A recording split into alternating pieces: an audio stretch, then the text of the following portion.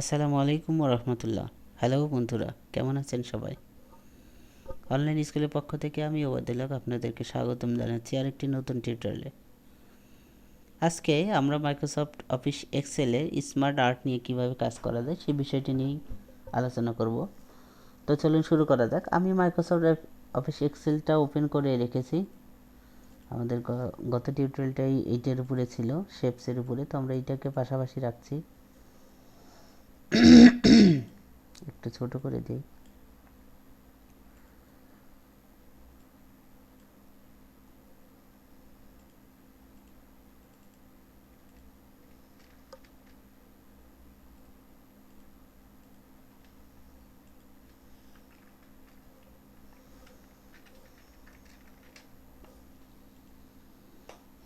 থাক। আচ্ছা, এখন দেখুন ইনসার্টের আন্ডারে দেখুন এখানে আমরা শেপস নিয়ে এখানে দেখেছি গত দিনে।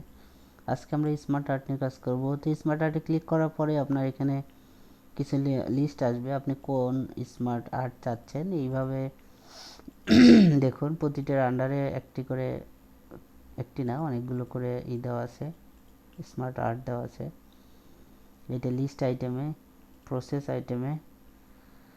তো আমরা এইটাকে যদি ধরি প্রসেস আইটেম, এটা ওকে। তো আমি এইটাকে বলছি ফার্স্ট স্টেপ, বা এখানে এইভাবে না, আমরা ফার্স্ট স্টেপ না, স্টেপ 1। এটাকে বলছি স্টেপ 2, সরি এটা স্টেপ 3।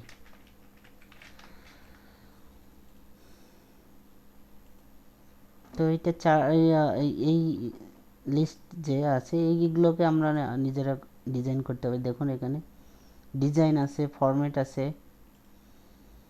তো ডিজাইনের আন্ডারে দেখুন যে ডিজাইনগুলো আছে এগুলো আমরা এখান থেকে চেঞ্জ করে ফেলতে পারবো।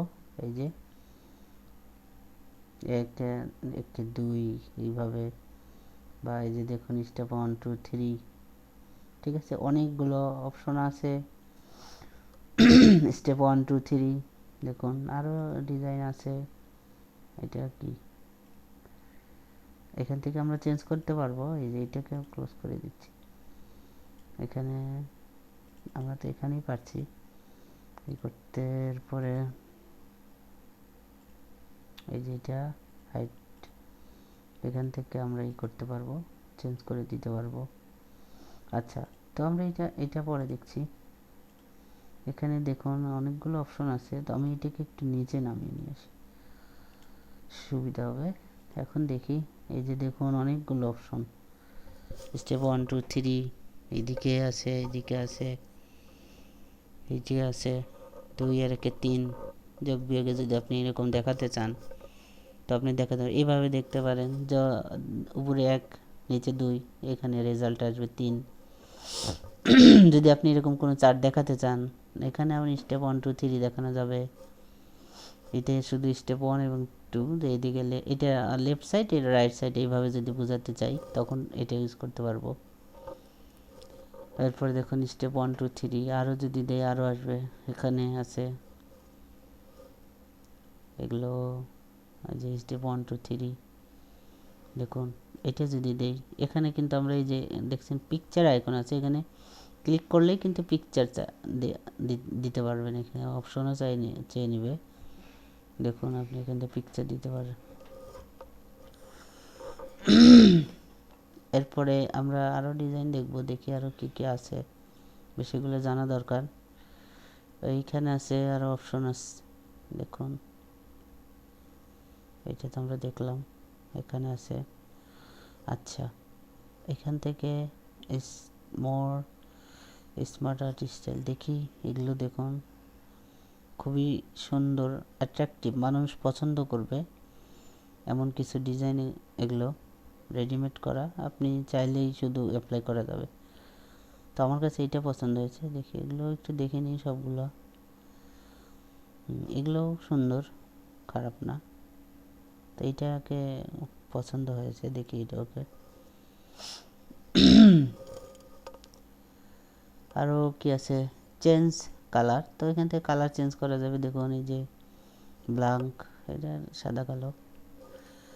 এরপর কালারফুল, দেখুন মাল্টিপল কালার, এগুলো সব। এইটা এক কালারেরই 3টে স্টেপ, দেখুন এটা ডিফল্ট, মানে আমরা যেটা অ্যাপ্লাই করেছিলাম। এরপরে এগুলো কালার অ্যাপ্লাই করা যাবে। দেখুন অনেক হিউজ অপশন, ঠিক আছে। আসলে এত অপশন ব্যবহার না করলে বোঝা যাবে না যে আসলে কত অপশনস আছে। দেখি তো আমরা একটা অ্যাপ্লাই করি, দেখি এটা তো এইটা আছে, আমরা এইটার একটা অ্যাপ্লাই করি। ওকে, স্টেপ 1 2 3। আচ্ছা, ফরম্যাটটা একটু দেখে নিই, ফরম্যাটস কি আছে এখানে। দেখি ফরম্যাটস, দেখুন এখানে যে কোনো একটা সিলেক্ট করার পরে অনেকগুলো বিষয় অ্যাক্টিভ হচ্ছে। তো আমরা এইটাকে দেখে নিই। দেখুন এখান থেকেও আমরা চেঞ্জ করে দিতে পারবো। ওকে, তো এই যে এইটার একটা শেপ আছে, এই শেপটাও কিন্তু আমরা চেঞ্জ করতে পারবো। দেখুন এখান থেকে ধরো এটা এটা হার্ট, এখানে পিকচার আছে, আমরা পিকচারটা এখান থেকে সরিয়েও দিতে পারবো, ছোটও করতে পারবো। এটা যে ওরা দিয়েছে সেটাই রাখতে হবে তা কিন্তু না, আপনি চাইলেই চেঞ্জ করতে পারবেন, ফুল কাস্টমাইজ। এইটার শেপ আমরা যদি অন্য কোনো কিছু অ্যাপ্লাই করি, দেখি বেগুনি কালার দিলাম, এরপরে এর যে শেপ আছে এখান থেকে আমরা প্লাস আইকনটা দিলাম, যদিও ভালো লাগছে না একটাও কাস্টমগুলা। তো আমরা এখান থেকে এমনি দেখছি আরও অপশন আছে, শেপ ফিল কালার, এগুলো তো আমরা জানি প্রতিটা বিষয়। মোট কথা একটা শেপ বলি বা পিকচার নিয়ে আসি বা স্মার্ট আর্ট নিয়ে আসি, সবগুলোকে আমরা এইভাবে কাস্টমাইজ করতে পারবো। এখান থেকে দেখুন কলাম আছে, লাইন আছে, এটা চার্ট, আমরা পরের ক্লাসটায় চার্টের উপরেই করবো। তো এগুলো সব কিছুই নেওয়ার পরে একটা ডিজাইন এবং এই ফরম্যাট মেনু আছে, এগুলো অ্যাক্টিভ হয়ে যাবে। তখন আমরা এই বিষয়গুলো নিয়ে কাজ করতে পারবো, অ্যাপ্লাই করতে পারবো, টেক্সট কালার চেঞ্জ করে দিতে পারবো, অনেকগুলো বিষয়। এই জন্য ডিজাইন যারা পছন্দ করে তাদের জন্য এই বিষয়টা। ঠান্ডা লেগে আছে। তো এই হলো বিষয়। আমরা এখানে স্মার্ট আর্ট আর কি আছে দেখি। স্মার্ট আর্টের আন্ডারে আমরা একাধিক স্মার্ট আর্ট নিতে পারবো। দেখুন এখান থেকে লিস্ট, আমরা প্রসেস নিয়ে কাজ করছিলাম। এরপরে এখানে দেখুন এই যে রিলেশনশিপ, এগুলো কিন্তু আমরা দেখেছি। তারপরে এটা একটা নিচ্ছি, দেখি দেখুন এখানে দিলাম হলো, এখানে আবার দিচ্ছি স্টেপ 1, স্টেপ 2, স্টেপ 3, এটা আমাদের আউটপুট। ওকে, ঠিক আছে। এখন এই বিষয়টাকে নিয়ে কিন্তু আবার আমরা অনেক কাজ করতে পারবো। দেখুন স্টেপ 1 2 3 আউটপুট, এইটাকে আমরা একটু এদিকে নিয়ে এসে এরপর দেখি ডিজাইন কী কী আছে। দেখুন এই যে এইভাবে, এটা পছন্দ হয়েছে, ভালো লাগছে। এগুলো নিয়ে কিন্তু আমরা প্রেজেন্টেশন তৈরি করতে পারবো। যদিও আমরা এই বিষয়টা মাইক্রোসফট পাওয়ার পয়েন্টে যে আছে, পাওয়ার পয়েন্টে এই বিষয়গুলো আছে, ওখানেও আমরা অ্যাপ্লাই করব, দেখব সুন্দর বিষয়গুলো কিভাবে অ্যাপ্লাই করা যায়। এইটা অ্যাপ্লাই করি, সুন্দর লাগছে, সবই সুন্দর। এখান থেকে তো আমরা কালার চেঞ্জ করতে পারি, তখন দেখেছিলাম এর আগে। দেখুন কি সুন্দর কালার, সব এত সুন্দর কালার দিয়ে যদি কালারফুল জিনিস যদি আমরা মাইক্রোসফট না, ফটোশপ বা ইলাস্ট্রেটরে করতে যাই, তাহলে অনেক সময়ের ব্যাপার, অনেক সময়, ভাবতেই পারবেন না কত সময় লাগবে। যারা ডিজাইনার তারা জানে বিষয়টা। এই প্রতিটি বিষয়ে আপনার এই শ্যাডো দিয়ে কালার এত সুন্দর করে করাটা খুব একজন ফুলি এক্সপার্ট লেভেলের লোকের কাজ, ঠিক আছে। নর্মাল কোনো ডিজাইনার আসলে এই বিষয়গুলো করতেই পারবে না এত সুন্দর করে। তো এই বিষয়গুলো আমরা খুব সহজেই করতে পারছি এই মাইক্রোসফট অফিসের এই সবগুলো সিরিজে, ওয়ার্ড, এক্সেল, এক্সেস সবগুলোতেই আছে মোটামুটি। ঠিক আছে, পার্পল কালার দিচ্ছি, পার্পল কালার আমার ফেভারিট কালার। এরপরে কি আছে আমরা দেখি, এখানে আরও ডিজাইন দেওয়া, এই যে দেখুন সুন্দর লাগছে। ঠিক আছে, এখান থেকে এখন আবার কালার দিয়ে দিতে পারবো, এই যে দেখুন।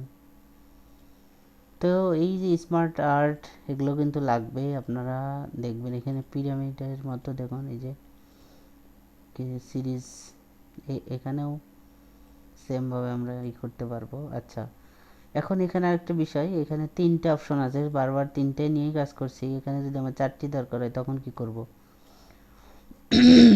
তখন এখানে আমরা দেখুন এই যে রাইট ক্লিক করে এখান থেকে add shape, after, before, above, below, যেখানে একটা দিয়ে দেবেন, দেখুন জায়গা চলে আসবে কোথায় আপনার দরকার। তার আগে পরে এসে ধরেন এইটার পরে আমার একটা দরকার, দেখি। তো রাইট ক্লিক করলাম, অ্যাড শেপ, শেপ ক্লিক করার পরে অ্যাড শেপ আফটার, দেখি এটার পরে দিয়ে যে দেখুন অ্যাড শেপ আফটার। ঠিক আছে, তো এখন আমি এখানে দিচ্ছি step 1, step 2, step 3, step 4, step 5। ঠিক আছে, এখন এটাকে আমরা আরেকটু বড় করে নিচ্ছি, দেখুন। হ্যাঁ, এটার এখন আমরা এই যে বিভিন্ন ডিজাইন করতে পারবো, দেখুন এই যে